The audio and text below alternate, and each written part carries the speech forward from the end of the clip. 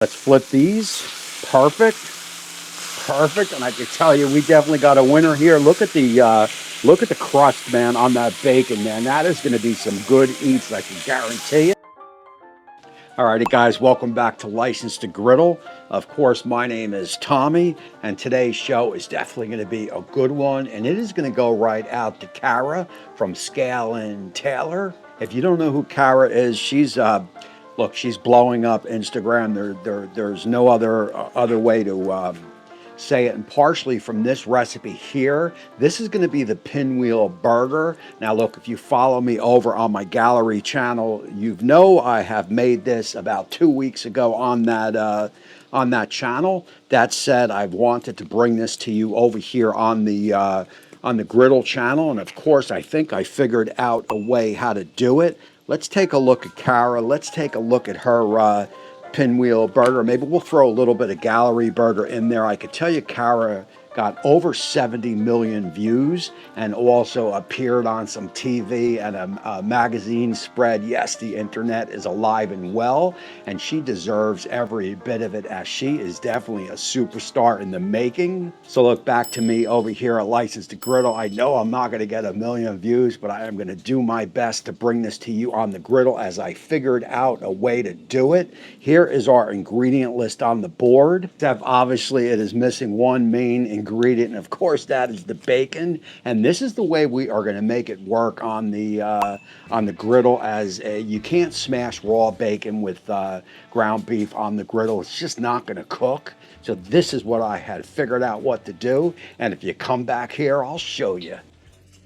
Alrighty, and here she is. The bacon has been on probably for about 5 minutes or so. I didn't want to keep you guys standing around watching me put bacon on. So here's the deal. I am going to pre-cook this bacon off, probably get it, you know, about 80% cooked. I've got to, it's got to remain pliable. It can't be crispy bacon. Otherwise, when you roll the pinwheels up, the bacon is just going to split apart. Obviously, that is going to be no good. So we are definitely going to want to watch this bacon quite carefully. I've got my griddle down into the low setting.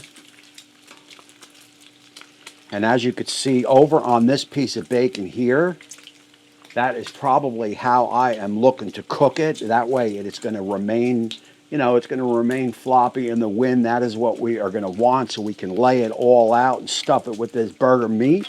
And of course, when we, in theory, when we smash it down, the rest of the bacon should cook out. We shall see. So the trick here is to just watch this bacon quite carefully. You do not want to overcook it, but yet you do not want to undercook it.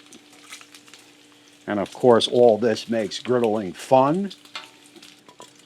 As this bacon cooks, I've got a plate here with some paper towels to get some of that oil up, and I do believe this is going to be perfect. You see it flopping in the wind.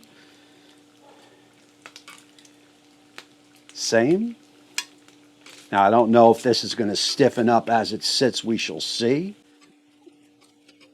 And I would say this bacon's probably been on under 5 minutes. And I could tell you this, the pinwheel burger, again, because I made it 2 weeks ago at the gallery channel. I'll flick that video up top and down below. It is definitely a make. I can tell you it is absolutely delicious. There's no doubt about it. And I am looking for even a better burger here on the griddle. This is our bacon here. I think we are perfect. Let's get on over to the board and let me show you how I am going to pinwheel these up. After that, we will get back on over to the griddle. It's going to go quick.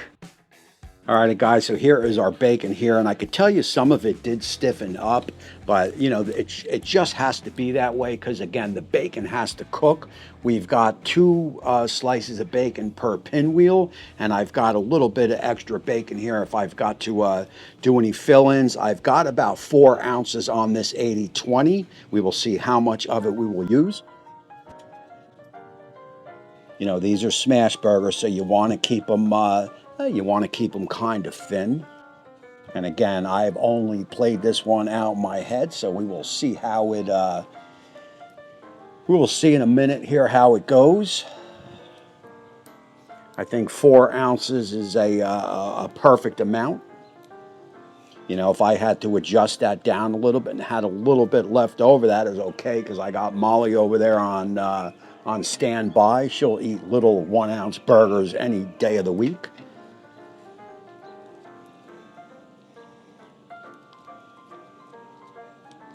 Alrighty, the big test is going to come when we go to roll these up, how the bacon holds together.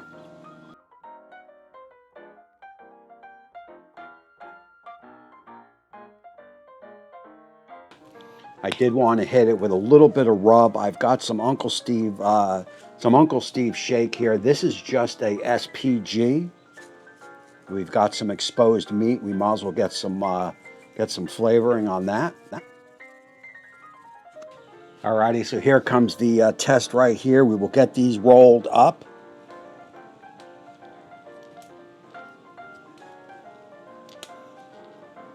And I think we got a winner.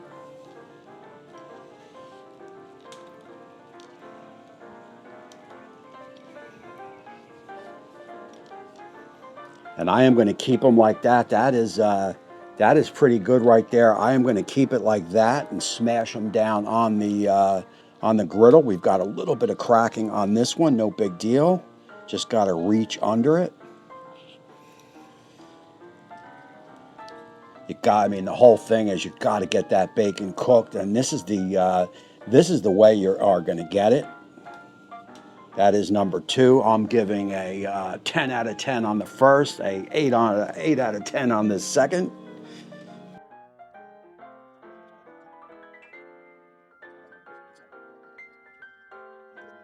So look, let's get back to the griddle, because we got to get to smashing. Alrighty, and as you can see, my griddle is definitely going to be up to the task. We are about 500 Fahrenheit, and she is smoking, and I am on low across the board. Let's just lose a little bit of this bacon fat, just a little bit. So the first thing I want to do is I've got to get my rolls ready. We will get those down. Get those right in in that bacon fat. Alrighty, that was about 30 seconds. And that is going to be good enough for me. We will get these and move these on over to the board. Now I am just going to get a tad of oil down.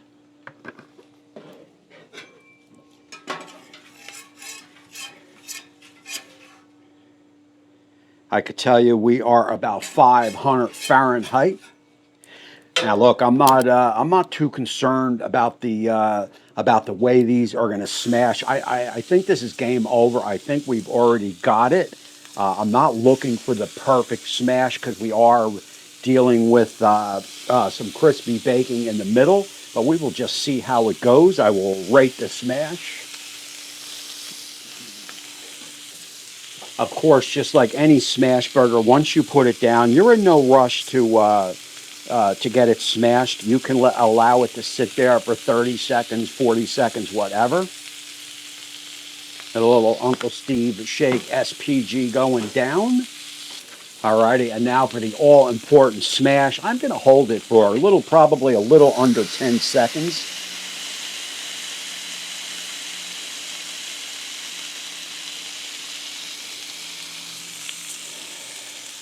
And there we go.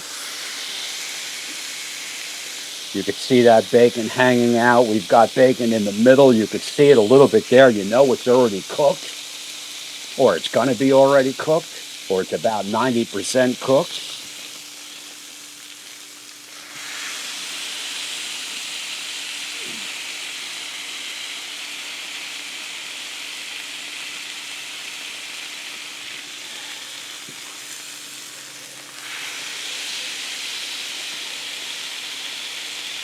I got to tell you, man, so far I am definitely digging what I see.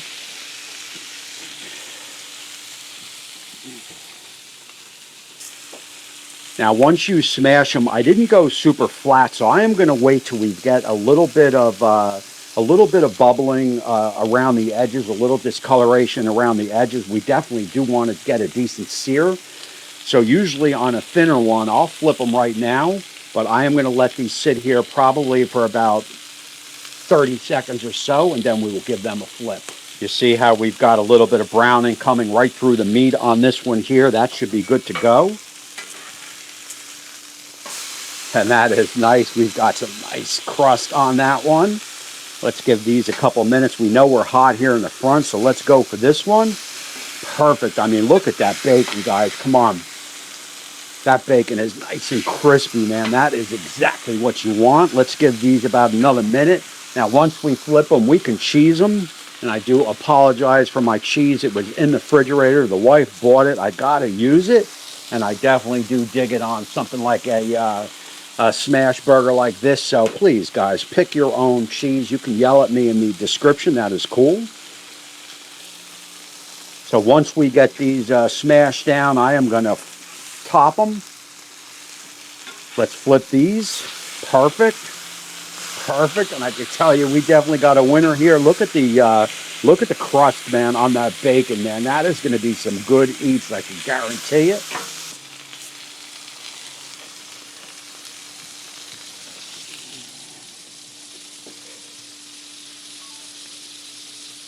Guys, what I want to do now is let's get on over to the board. I've got my bread all ready. Let's get these all plated up, do that taste test, talk about it, and close out the show.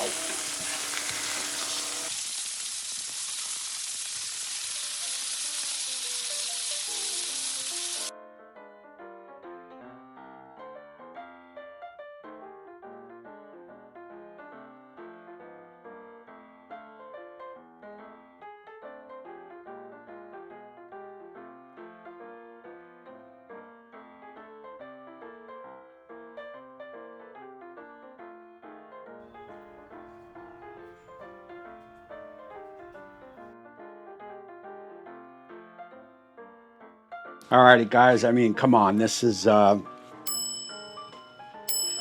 was 100% nailed. I can tell you already. The bacon is crispy. I was looking at it very close during my thumbnails. It's definitely crispy. We've got a lot of crispy on the bacon, as you can see here. But even more important than that, we've got a lot of crisp on the meat, which is also very important when you were doing a smash burger.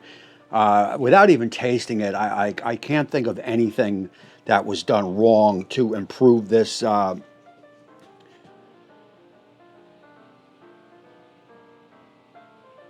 improve this burger here from the barbecue pit right to the griddle.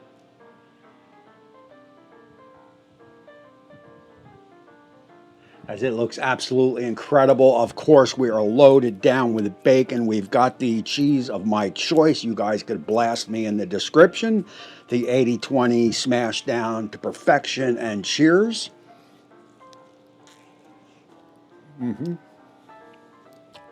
Oh, yeah. Oh, yeah. So look, guys, without a doubt, as the flies start to swarm, without a doubt, 10 out of 10. This bacon is cooked throughout. This is the way. Pre-cook it out on that griddle. Just watch it carefully. You want to keep it pliable. You want to get it about 80-85% cooked. As you move it to the plate to drain, she's going to stiffen up a little bit, but that's not really a big deal. Some of it was stiff, some of it wasn't. She rolled up perfect, and I can tell you, not only are these pinwheel burgers juicy throughout, it is juicy with bacon throughout, because I definitely get the bacon 100%. So look, it is another, I feel like I live in Florida. It is another scorcher in the Garden State humidity-wise. It's only 80 degrees out here, but it is humidity through the roof. These are going to be Cara's pinwheel smash burgers done griddle style. again, a special thanks has to go out to her for this recipe idea. This outdoes the barbecue version 100%. That there is my opinion. I've made them both, and only 2 weeks ago, so that one's fresh in the fresh in the noggin. This outdoes it. This is better, in my opinion. There is no doubt about it. That is going to put a pin in this show. My name is Tommy, and I guess that makes me the Griddler. I appreciate you all for watching, and until next time, where the heck is Molly? And we will see you